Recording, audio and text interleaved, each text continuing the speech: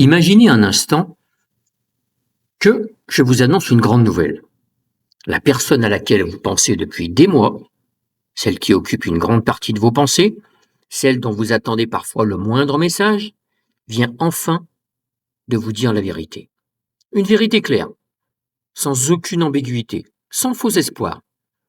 Elle vous regarde dans les yeux et vous dit: je t'apprécie énormément. Tu es une belle personne. Mais je ne suis pas amoureux ou amoureuse de toi, et je ne tomberai jamais amoureux ou amoureuse de toi. À première vue, ça ressemble à une catastrophe. Et pourtant, psychologiquement, ce n'est pas la partie la plus douloureuse. La partie la plus douloureuse commence souvent juste après. Parce qu'à partir de cet instant, deux chemins s'offrent à vous. Le premier est difficile. Il demande du courage. Il oblige à accepter une réalité qui fait mal. Mais il conduit progressivement vers la liberté. Le second paraît beaucoup plus confortable. Il suffit d'attendre encore un peu, de rester présent, de continuer à espérer, de se dire: on ne sait jamais, peut-être qu'un jour. Et c'est précisément là que certaines personnes restent enfermées. Pas quelques semaines, mais parfois plusieurs années. Pas nécessairement parce qu'elles sont naïves, pas nécessairement parce qu'elles sont faibles, mais parce que leur esprit est en train de leur raconter quelque chose d'extrêmement séduisant. Aujourd'hui, ce n'est pas le bon moment, mais demain sera peut-être différent. Au fond, la friend zone n'est pas seulement une relation, c'est parfois une salle d'attente émotionnelle, une salle où le temps semble s'arrêter, où chaque petit signe redonne de l'espoir, où chaque silence crée 1000 questions, où chaque message devient un événement, et où, sans même s'en rendre compte, on finit par mettre sa propre vie entre parenthèses, pendant que l'on attend que celle de l'autre commence avec nous. Et c'est là que cette série prend tout son sens. Dans le premier épisode, nous avons vu pourquoi deux personnes peuvent vivre exactement la même relation, tout en lui donnant deux significations complètement différentes. Dans le deuxième épisode, nous avons découvert comment notre cerveau pouvait défendre une histoire, même lorsque les faits racontaient autre chose. Dans le troisième, nous avons identifié les différents scénarios possibles entre un homme et une femme, de la véritable amitié jusqu'au faux couple émotionnel. Aujourd'hui, nous allons répondre à la question la plus importante de toute cette série. Pourquoi certaines personnes n'arrivent-elles pas à tourner la page, alors qu'au fond d'elles, elles savent déjà que cette histoire ne s'écrira probablement jamais? Et surtout, comment retrouver sa liberté émotionnelle sans devenir amer, sans détester l'autre et sans renier tout ce que cette relation a pu apporter? Parce que la véritable victoire, ce n'est pas que quelqu'un finisse par vous aimer. La véritable victoire, c'est de ne plus laisser votre bonheur dépendre d'une réponse qui ne vous appartient pas. Bienvenue dans ce quatrième et dernier épisode de cette série consacrée à l'amitié homme-femme. Si vous êtes tombé sur cette vidéo par hasard, je vous recommande vivement de commencer par l'épisode 1. Cette série se trouve dans une playlist dédiée et a été conçue comme un documentaire en 4 parties, chaque épisode s'appuyant sur le précédent. Chapitre 1. La plus grande illusion. Croire que le temps va faire le travail à notre place. Lorsqu'une relation devient ambiguë, la plupart des personnes ne prennent pas une grande décision. Elles ne se disent pas: bon, je vais attendre 5 ans. Personne ne fait ça. En réalité, elles prennent une toute petite décision. Je vais attendre encore un peu. Et c'est justement ce encore un peu qui est fascinant. Parce qu'il ne dure presque jamais encore un peu. Il devient encore une semaine, puis encore un mois, puis encore une année. Regardez comme cette mécanique est discrète. Vous vous dites: ah, ce n'est pas le bon moment, elle vient de sortir d'une relation. Vous attendez. Puis, ah, elle traverse une période compliquée. Vous attendez encore. Puis ensuite, en ce moment, elle est concentrée sur son travail. Vous attendez. Puis, ce n'est peut-être simplement pas le bon timing. Vous attendez encore. Toujours attendre. Et sans même vous en rendre compte, vous cessez progressivement de vivre au présent. Vous commencez à vivre dans un futur imaginaire. Un futur qui commence presque toujours par le même mot, le mot quand. quand elle ira mieux, quand il ou elle sera prêt, quand sa situation changera, quand il ou elle réalisera, quand elle comprendra. Le problème, c'est que le mot quand peut devenir l'endroit où une vie entière se retrouve bloquée. Parce que quand n'est pas une date, c'est une promesse. Et une promesse que personne ne vous a faite en plus. Et c'est là toute la différence. Il ne faut pas confondre un avenir possible avec un avenir probable. Oui, tout est possible. Il est possible qu'une personne change d'avis. Il est possible que deux amis finissent ensemble. Ça arrive. Très rarement, mais ça arrive. Mais ce n'est pas parce qu'un événement est possible qu'il constitue un projet de vie raisonnable. Et la maturité émotionnelle commence peut-être ici. Accepter de construire sa vie sur ce qui est, et non sur ce qui pourrait peut-être arriver un jour. Parce qu'à force d'habiter le futur, on finit parfois par abandonner le présent, et c'est un prix beaucoup plus élevé qu'on ne l'imagine. Car pendant que vous attendez une histoire hypothétique, vous refusez souvent sans le vouloir des histoires bien réelles. Vous comparez chaque nouvelle rencontre à une personne qui n'est même pas disponible. Vous refusez inconsciemment d'ouvrir une porte parce que vous continuez à regarder une autre. Mais une autre qui reste fermée. Et il y a quelque chose de profondément injuste dans cette situation. Pas pour l'autre, pour vous. Parce que votre vie mérite mieux qu'une salle d'attente. Elle mérite d'avancer.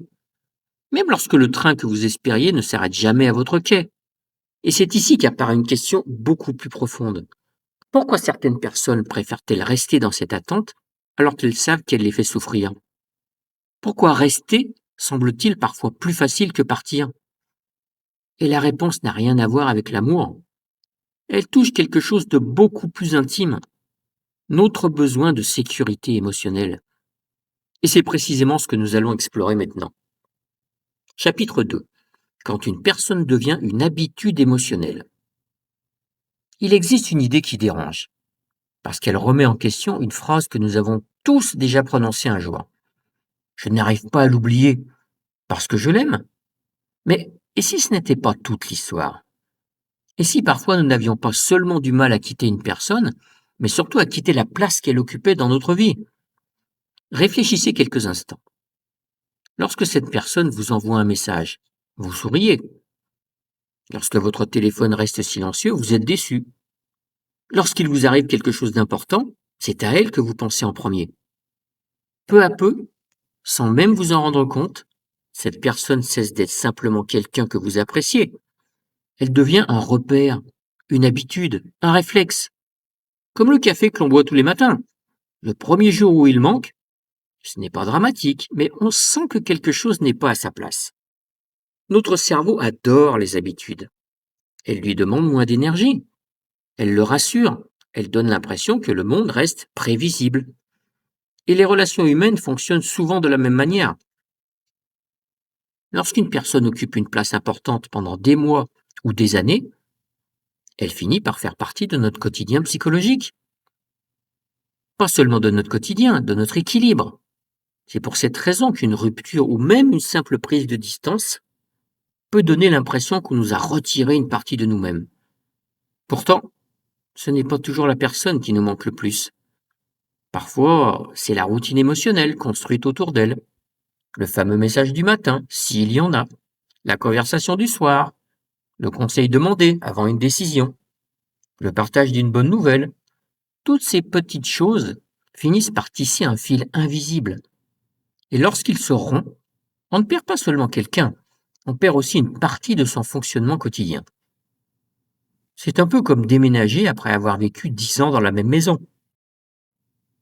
Vous savez parfaitement que les murs ne vous aimaient pas. Et pourtant, les premiers jours, tout paraît étrange. Parce que ce qui manque, ce ne sont pas seulement les murs, ce sont les habitudes qui y étaient attachées. Les relations fonctionnent souvent ainsi, et cette distinction est essentielle, parce qu'elle permet de se poser une question très honnête. Est-ce que cette personne me manque réellement? Ou est-ce que ce qui me manque, c'est la place qu'elle occupait dans ma vie? Les deux peuvent exister, mais ce ne sont pas du tout les mêmes souffrances. Prenons un exemple. Imaginons un homme qui, pendant 3 ans, parle tous les jours avec une amie. Cette amie, elle connaît tout de lui, ses réussites, ses inquiétudes, ses projets. Ils échangent des dizaines de messages, puis un jour, elle rencontre quelqu'un. Naturellement, leurs échanges diminuent, et lui ressent un immense vide. Instinctivement, il conclut: je suis encore plus amoureux qu'avant. Peut-être, mais peut-être aussi qu'il vient simplement de perdre la personne autour de laquelle s'était organisé son quotidien émotionnel. Et ça n'est pas la même chose. Si vous comprenez cette différence, ça va changer énormément de choses. Parce qu'on cesse progressivement de croire qu'une douleur est forcément la preuve d'un amour extraordinaire. Une douleur prouve une chose, qu'une perte est difficile, tout simplement. Elle ne dit pas toujours ce qui a réellement été perdu. Il existe d'ailleurs une erreur que beaucoup de personnes commettent. Elles pensent: si je souffre autant, c'est que cette personne était forcément la bonne. Eh bien non, pas du tout, pas nécessairement. Imaginez que vous cassiez votre téléphone portable. Vous allez probablement ressentir une gêne importante. Pas parce que c'était le meilleur téléphone du monde, mais parce qu'il convenait à vos habitudes, vos contacts, vos photos, vos automatismes. Votre cerveau déteste qu'on lui retire brutalement un élément autour duquel il s'était organisé. Eh bien, dans une relation, il peut se produire exactement le même phénomène. Attention, je ne suis évidemment pas en train de comparer une personne à un smartphone. Je compare un mécanisme. Un changement brutal dans nos habitudes crée presque toujours une sensation de manque. Et notre esprit traduit parfois ce manque par une seule explication: c'était forcément l'amour de ma vie. Alors qu'en réalité, il est parfois juste en train de faire le deuil d'un quotidien, pas uniquement d'une personne. Et c'est précisément ici qu'apparaît un piège redoutable. Parce que beaucoup de personnes cherchent alors non pas à reconstruire leur vie, mais à retrouver leur ancienne habitude. Elles ne veulent plus seulement revoir cette personne, elles veulent retrouver la sensation de sécurité qu'elle leur procurait. Et c'est une différence immense. Parce que la sécurité émotionnelle ne vient pas toujours de la bonne relation. Elle vient parfois simplement de la relation que l'on connaît le mieux, même lorsqu'elle nous fait souffrir. Voilà pourquoi certaines personnes restent prisonnières d'une histoire qui ne progresse plus, qui ne leur apporte plus rien. Pas parce qu'elles sont incapables d'aimer quelqu'un d'autre, mais parce qu'elles redoutent le vide qui les attend de l'autre côté. Cette fameuse peur du vide et de la solitude. Pourtant, ce vide n'est pas une destination, c'est une transition. Et toute la difficulté consiste à accepter qu'avant de reconstruire une nouvelle vie, il existe souvent une période où l'on a simplement l'impression de ne plus savoir où est sa place. Cette période est inconfortable parfois, mais elle est aussi le passage obligé vers quelque chose de beaucoup plus précieux. Retrouver une vie qui ne dépend plus d'une seule personne. Parce que oui, une relation peut enrichir votre équilibre, mais elle ne devrait jamais devenir son unique fondation. C'est justement ce qui nous amène au chapitre suivant. Car lorsqu'une personne est devenue une habitude émotionnelle, un simple message, un simple sourire ou un simple tu me manques peut suffire à rallumer un immense espoir. Pourquoi? Parce que notre esprit possède une capacité extraordinaire. Il est capable de reconstruire tout un avenir à partir d'un seul petit signe. Et c'est probablement le piège le plus subtil de toute la friend zone. Chapitre 3. Le piège des petits signes. Quand une étincelle suffit à rallumer un incendie. Il existe une phrase que beaucoup de personnes prisonnières d'une relation ambiguë ont déjà prononcée. Je sais bien que ça n'avancera probablement jamais, mais il y a quand même des moments où je me demande. Et cette phrase est capitale, et elle explique beaucoup de choses, et beaucoup de couples médiocres, malheureusement. Parce qu'elle révèle le véritable carburant de l'attente. Ce ne sont pas les grandes déclarations, ce ne sont pas les promesses, ce sont les petits signes. Un message inattendu, un regard un peu plus long, une attention particulière, un compliment, une invitation, une photo envoyée sans raison apparente. Pris séparément, ces événements sont souvent anodins. Mais lorsqu'une personne espère déjà quelque chose, ils prennent une importance gigantesque. Imaginez un homme qui essaye depuis plusieurs semaines de prendre de la distance. Il commence enfin à retrouver un certain équilibre. Puis un soir, Son téléphone vibre. Un simple message. J'espère que tu vas bien. Ça faisait longtemps. Rien de plus. Aucune déclaration, aucune ambiguïté. Pour une personne extérieure, c'est un message parfaitement banal. Mais dans son esprit à lui, une machine extraordinaire se remet immédiatement en route. Pourquoi maintenant? Pourquoi moi? Si elle ne ressentait vraiment rien, est-ce qu'elle m'aurait écrit? En quelques secondes, ce qui n'était qu'un message devient le début d'un scénario. Et encore une fois, c'est fascinant, parce que notre cerveau ne déteste pas seulement l'incertitude, il adore aussi lui donner du sens. Il transforme un point en ligne, puis une ligne en histoire, et parfois en avenir. Il faut bien que vous compreniez une chose. Lorsqu'une personne nous manque, nous ne lisons plus les événements de manière neutre. Nous les lisons avec nos émotions. Prenons un exemple. Vous pensez acheter une voiture rouge, et soudain, vous avez l'impression que toute la ville roule en voiture rouge. Pourtant, les voitures que vous voyez, elles étaient déjà là la veille. Votre attention les sélectionne simplement davantage. Dans les relations humaines, il se passe quelque chose de très proche. Lorsque vous espérez qu'une personne change d'avis, votre esprit devient un détecteur de tout ce qui pourrait confirmer cette possibilité. Le moindre sourire paraît différent. Le moindre geste semble spécial. Le moindre silence devient mystérieux. Tout prend une importance disproportionnée. Et les réseaux sociaux ont considérablement amplifié ce phénomène. Il y a 20 ans, quand une relation s'arrêtait, le silence était souvent du silence. Aujourd'hui, une personne peut disparaître de votre vie tout en restant présente dans votre poche. Vous voyez qu'elle est connectée, vous voyez qu'elle publie une photo, vous voyez qu'elle aime certaines publications. Parfois, vous remarquez même qu'elle regarde chacune de vos stories. Et immédiatement, les questions recommencent. Pourquoi est-ce qu'elle regarde toutes mes stories? Pourquoi est-ce qu'il a aimé cette photo et pas les autres? Pourquoi est-ce qu'elle a mis un cœur sur cette publication? Le problème, ce n'est pas Instagram, ce n'est pas WhatsApp, ce n'est pas TikTok. Le problème, c'est que ces plateformes offrent à notre imagination une quantité presque infinie de matières premières. Notre cerveau adore les puzzles. Et quand il manque des pièces, il les invente. Je vais vous dire quelque chose qui risque de surprendre certains et certaines d'entre vous. Le contraire de l'espoir, ce n'est pas le désespoir, c'est la clarté. Parce que lorsqu'une situation est parfaitement claire, notre cerveau cesse progressivement de fabriquer des hypothèses.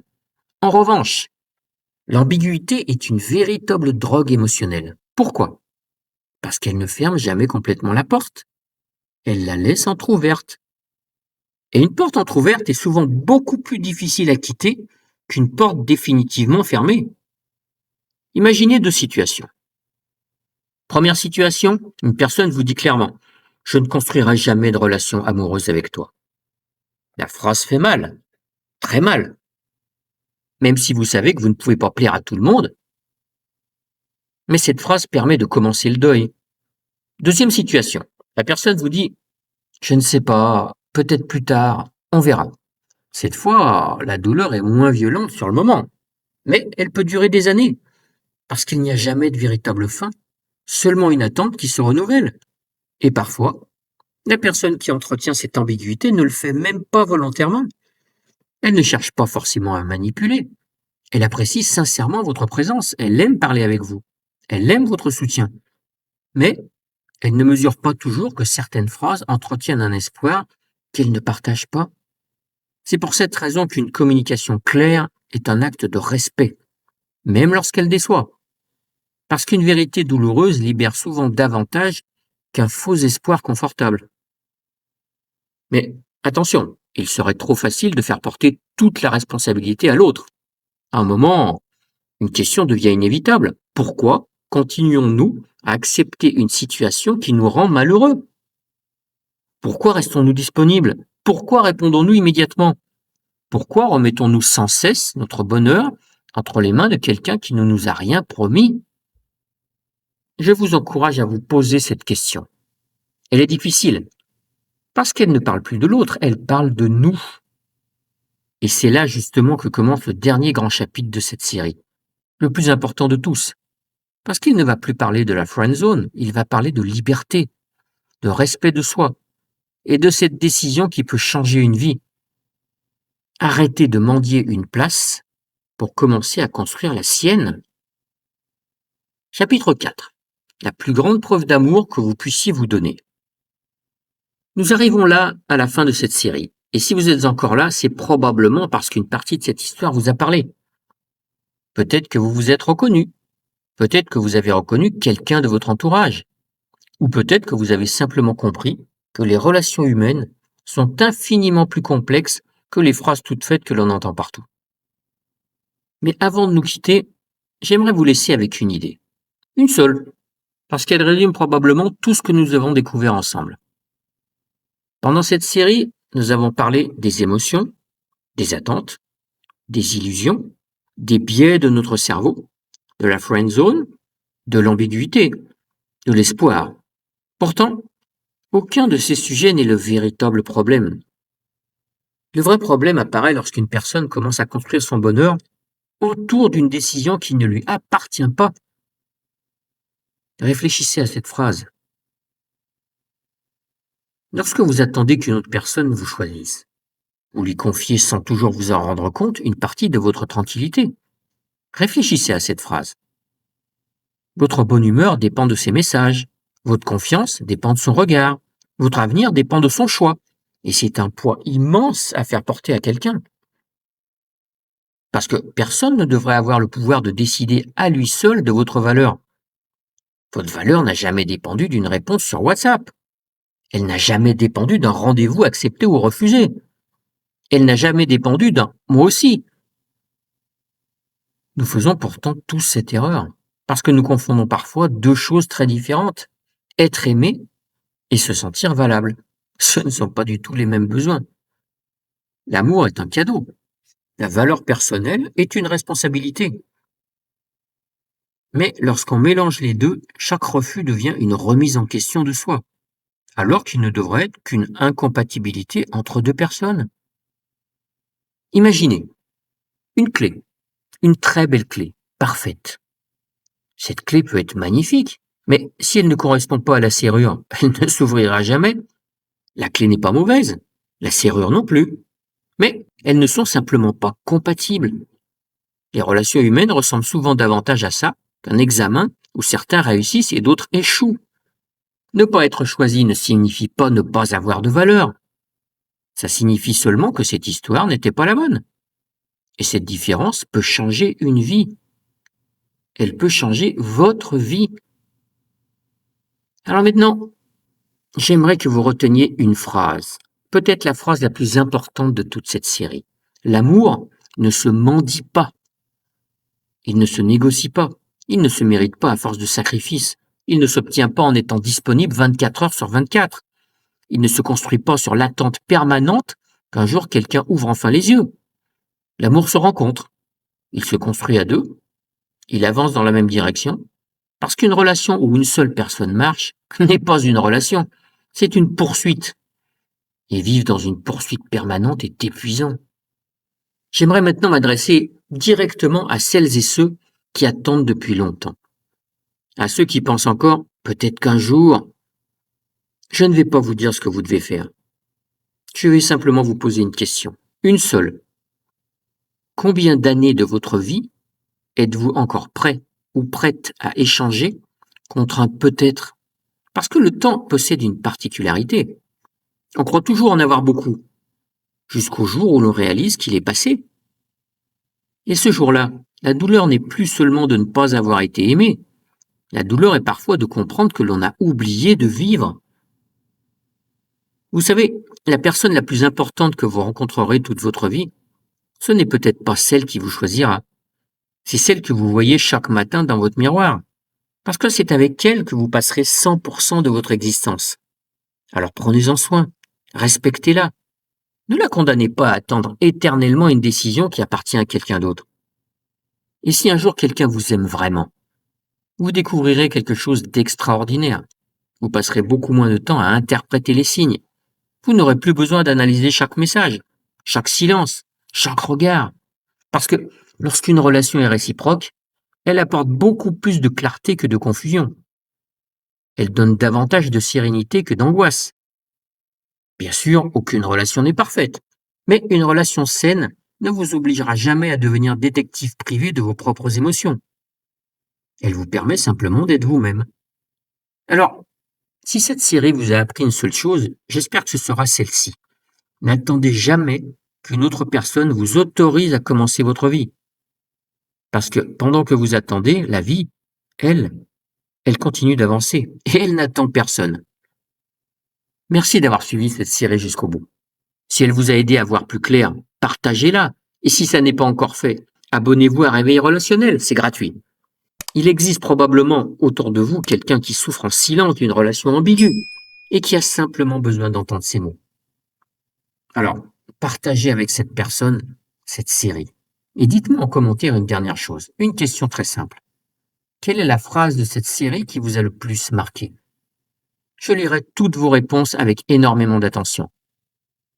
Si vous aimez les analyses qui vont au-delà des clichés et des recettes miracles, abonnez-vous à Réveil Relationnel. Nous continuerons ensemble à comprendre ce qui se passe réellement dans nos relations. Parce que mieux comprendre les autres commence souvent par mieux se comprendre soi-même. Et n'hésitez pas à laisser un like pour me montrer que vous avez apprécié mon travail. Merci pour votre fidélité. Prenez soin de vous et à très bientôt sur Réveil Relationnel.